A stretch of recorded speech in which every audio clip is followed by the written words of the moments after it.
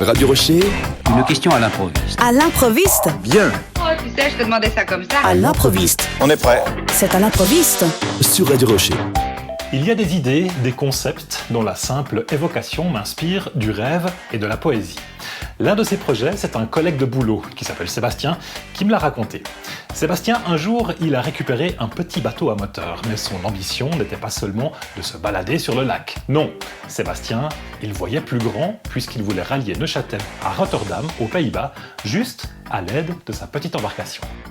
À l'improviste. Sur Radio Rocher. Alors tout d'abord, j'avoue, j'étais un peu sceptique quant au projet de mon collègue. Mais il avait raison, c'est quasiment faisable. En partant de Neuchâtel, on longe le canal de la Thielle, puis on traverse le lac de Bienne.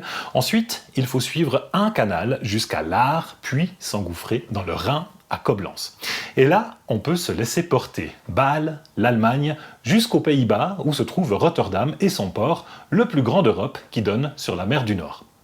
Mais ce qui me fascine encore davantage, c'est que cette idée de rallier la Suisse à la mer, elle ne date pas d'hier. De tout temps, on a cherché à rendre les fleuves et les lacs navigables, c'était essentiel pour le commerce.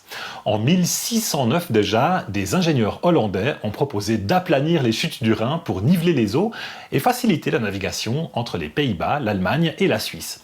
L'idée a été oubliée et aujourd'hui, ces obstacles sont contournés par des canaux et des écluses.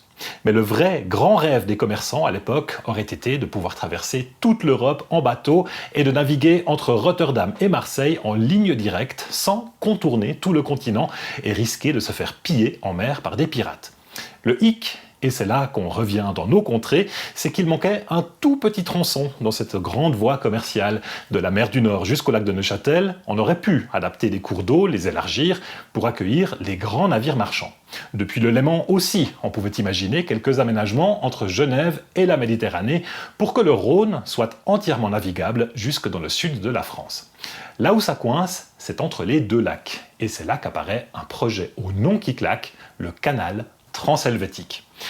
Imaginez donc, en 1638 déjà, des investisseurs hollandais, français et suisses ont initié la construction de ce canal qui devait rallier Yverdon-les-Bains à Morges.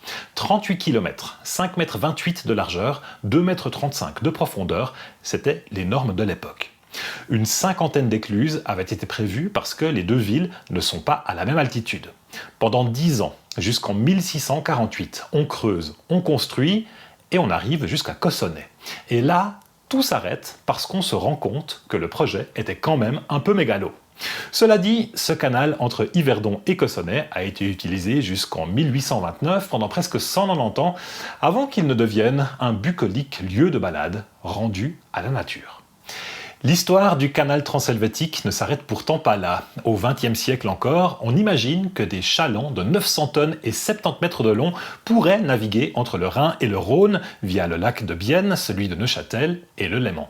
En 1919, la Société du canal du Rhône au Rhin développe un nouveau projet soutenu par la Confédération qui aurait emmené les bateaux par des écluses et des tunnels de l'Aar jusqu'au Léman, un véritable aquapark.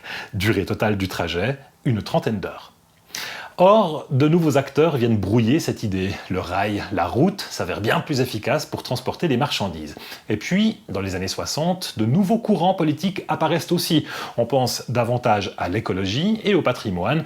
Les temps changent et ces projets ont peu à peu coulé. Pour préparer cette chronique, je me suis beaucoup basé sur un document intitulé « Projet de navigation fluviale en Suisse », disponible gratuitement sur Internet à l'adresse swiss-ships.ch. Consultez-le, c'est absolument passionnant. Et quant à moi, à dire la vérité, je suis assez content que nos lacs et rivières ne soient pas cicatrisés par d'immenses cargos, parce qu'au fond, entre un canal transhelvétique et un collègue qui rêve simplement de rejoindre Rotterdam en bateau, moi, je sais dans quel projet je m'embarque. À l'improviste. L'essentiel étant de favoriser l'esprit d'émulation de jeunes gens. À l'improviste. Sur Radio Rocher.